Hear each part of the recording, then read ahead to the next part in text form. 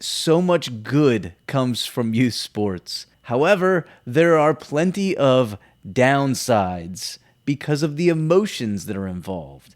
Yes, for kids who are playing, but I'm talking about for parents.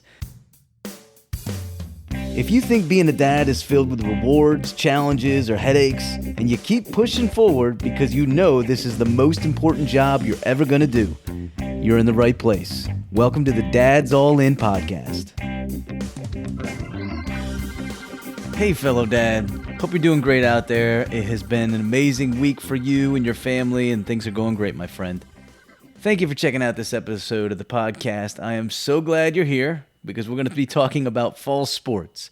Now, in the previous episodes, I talked about what you do if your kids don't like the things that you like, and then I threw in a bonus episode getting excited for the fall football season that's coming up. And now I want to do an episode about youth sports that are firing up again this fall and obviously continue out throughout the entire year. I have learned a ton about youth sports, both from a father's perspective and a coaching perspective.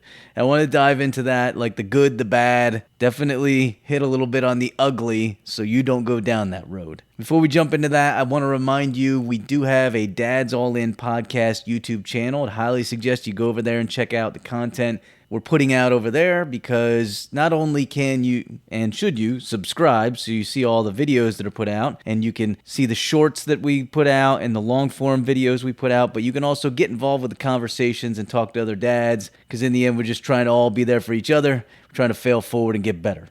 So check out the Dad's All In podcast YouTube channel as we're trying to build more and more content for you there as well. So youth sports, it is an interesting topic because so much good comes from youth sports. However, there are plenty of downsides because of the emotions that are involved.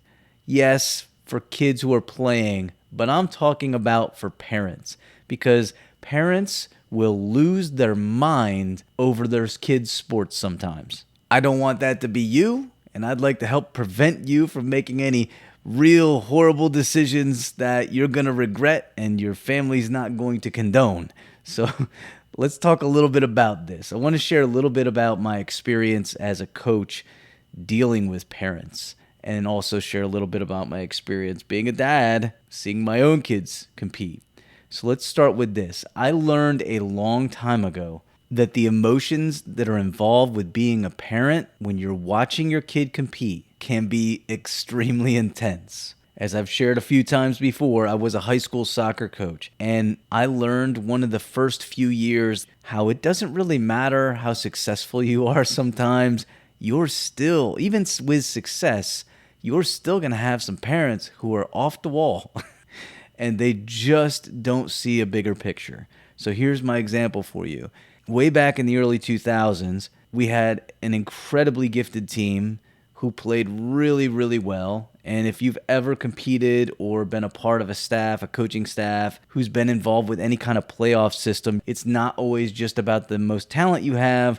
You've also got to put it all together, and you got to hope that you get the breaks along the way. And this one particular season, we really did.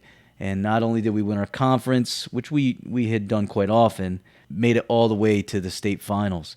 However, the one example I want to share with you is we were in a dogfight in the semifinals against this really impressive squad, and we fought them off to the bitter end. It was nip and tuck. We got out of there by the skin of our teeth, right? Like, it was tight to the end, and we were all sweating bullets. Our players, our fans were just overjoyed that we were able to make it. We booked our ticket to the state championship game. And after all the celebrations on the field, we all started to make our way for the bus to head back home. And we were approached by a lot of parents. And we're all like, congratulations, so exciting. Can't wait to see what happens next week.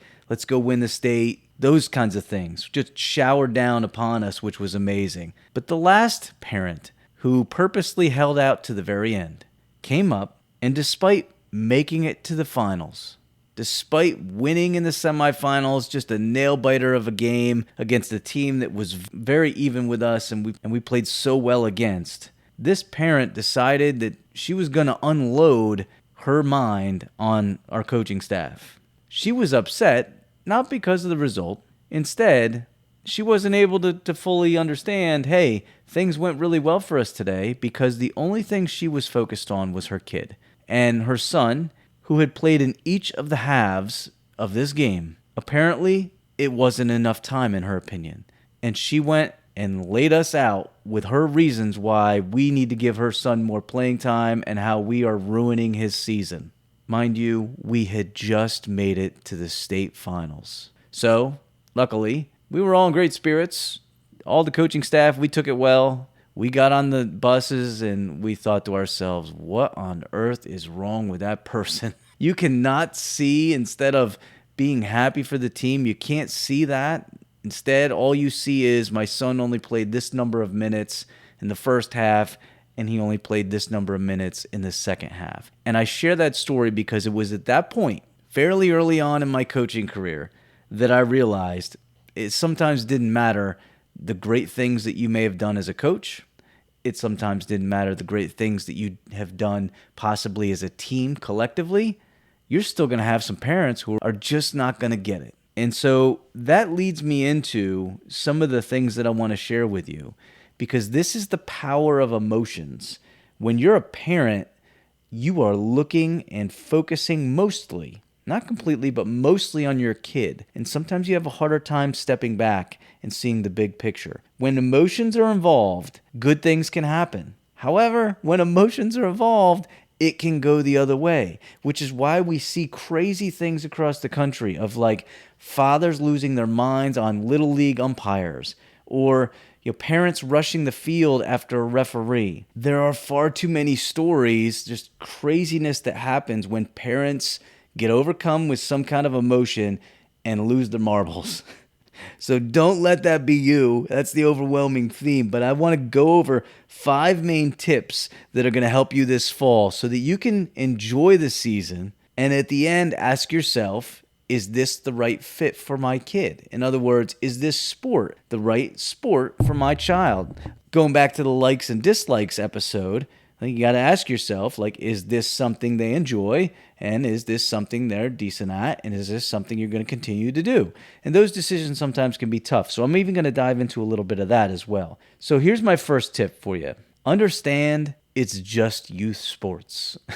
Yeah, it gets more intense as you get older.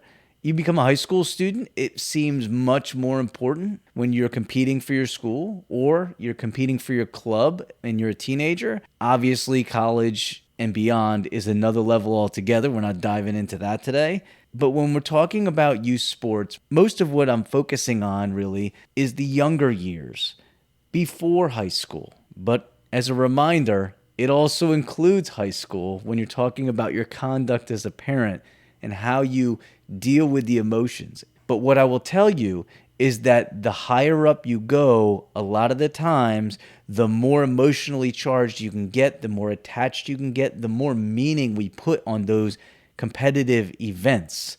And because of that, sometimes parents make decisions that they just should not. And as you well know, I'm all about trying to be the best role model that I possibly can for my kids, and I hope that's the case for you. Understanding we're never going to be perfect, but let's learn from it if we screw up so we don't make the same mistake again. So my first point is just remember it's youth sports. It is not the end of the world. So many dads have this philosophy of maybe they didn't finish and win a conference when they were in high school or when they were in middle school, and they want that for their kid, or they see their child as going on to compete for great things down the line, maybe even becoming a pro athlete. I will tell you, it is such a small percentage of kids that go on to compete at the highest levels. I coached for 13 years at the high school level, and we put plenty of kids into college who went on to play. But I can tell you, is even as a very successful program who we were constantly ranked in the top 5 in the state, both in the boys and the girls, I think maybe only 5 of them went on to play Division I.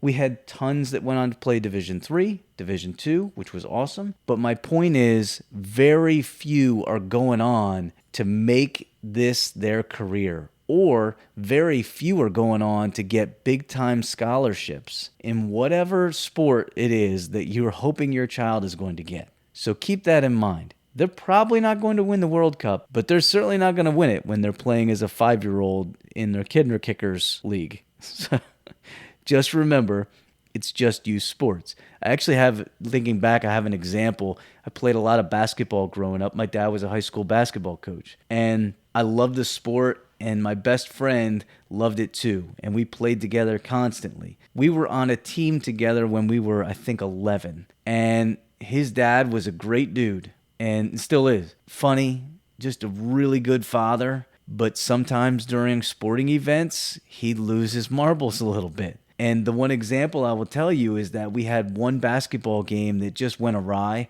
There were some calls that certainly went against us. And so at the end of the game, he yelled throughout the game, but then at the end of the game, he went down the court. I happened to be standing there with my best friend, and his dad came down, and he asked the guy to step outside because he wanted to fight him. 11-year-olds.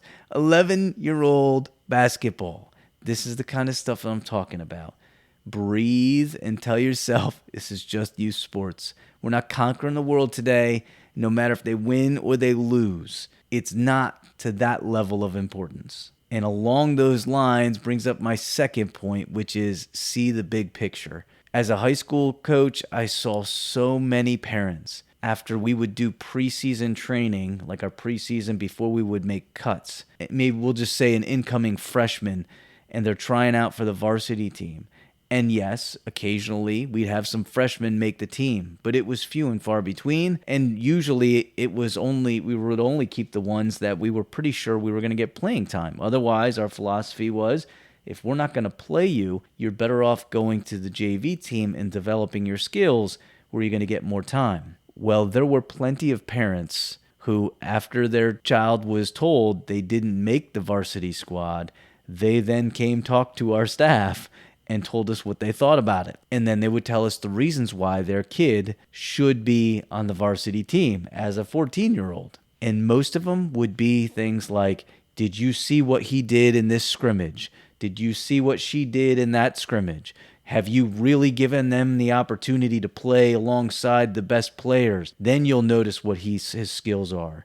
And then it would go deeper into, do you know how much time he's put into this? He's been playing all year round for years. We've put in so much money. And that's a big one too, by the way, like parents paying for money and then expecting to get results on the other end. And so, yes, it can be ultra challenging when the parent is first faced with this idea that maybe your child's not good enough right now.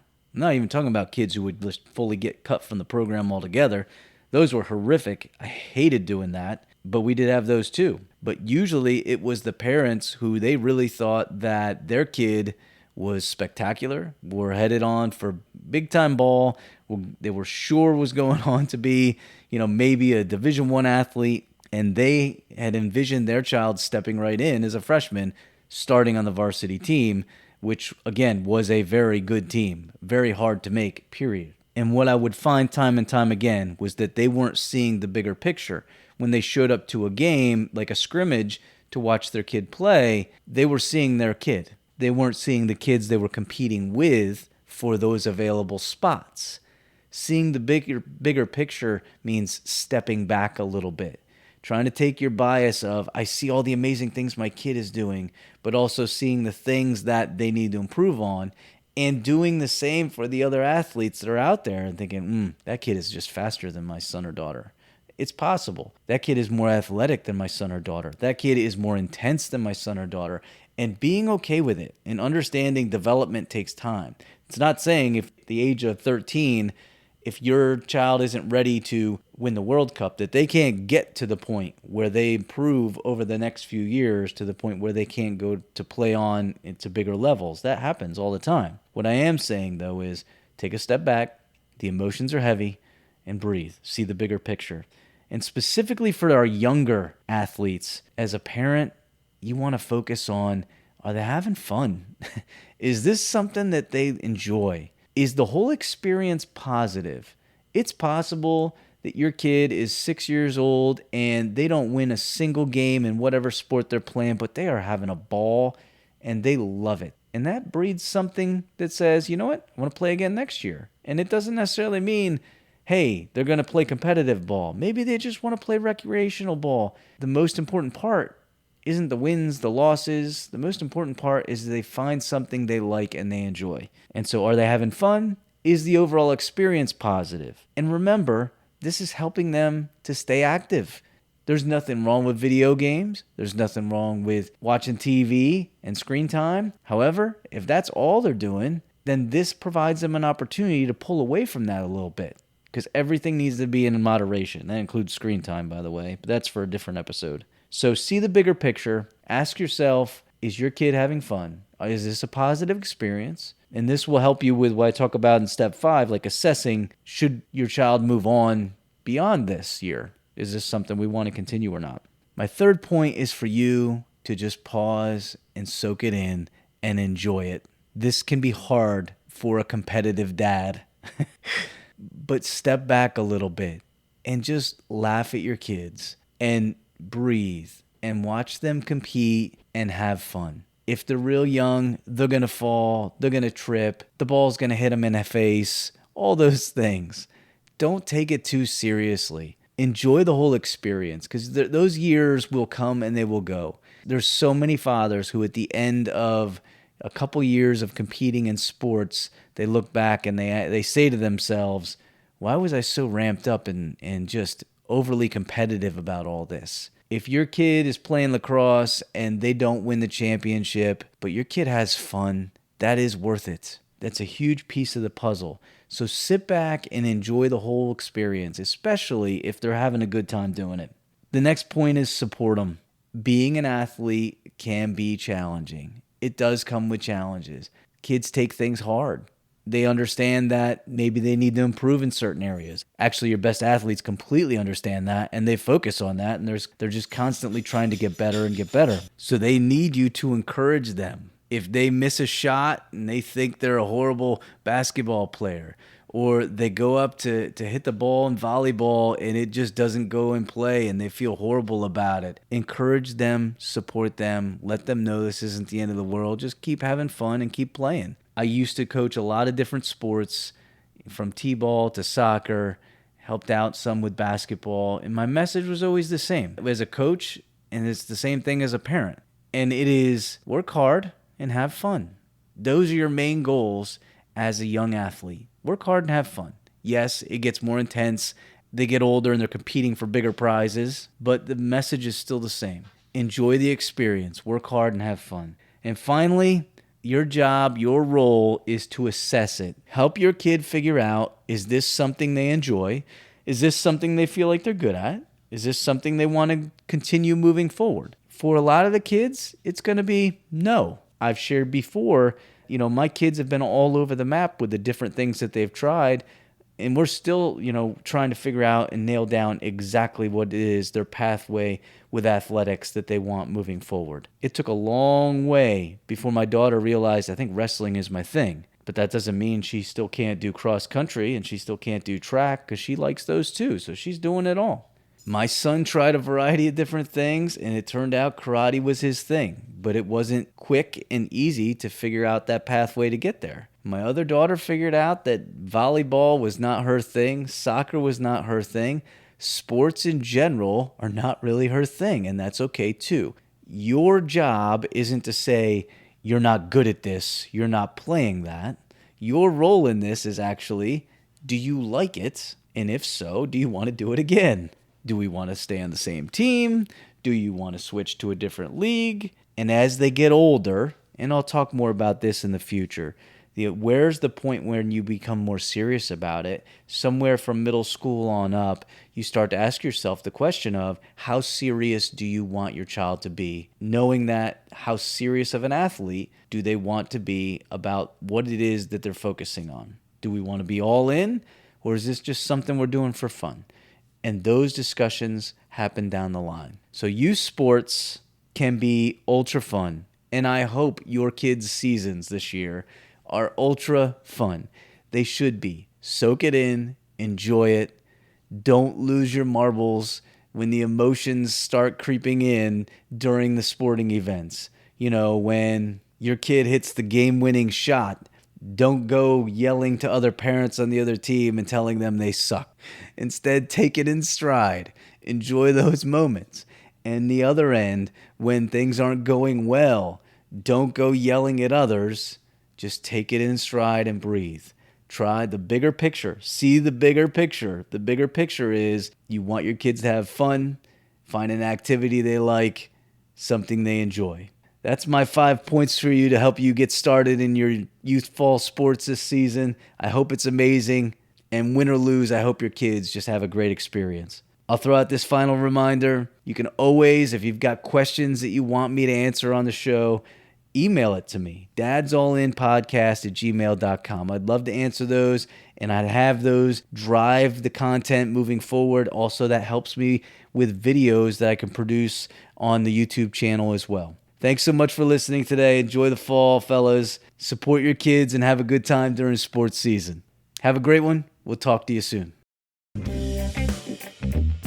Thanks for sticking around. If you got any questions you want answered on the show, or you just want some feedback or want to share some ideas, shoot me an email, dadsallinpodcast@gmail.com, or send me a DM on any of the socials @rechargedfamily. Thanks for listening.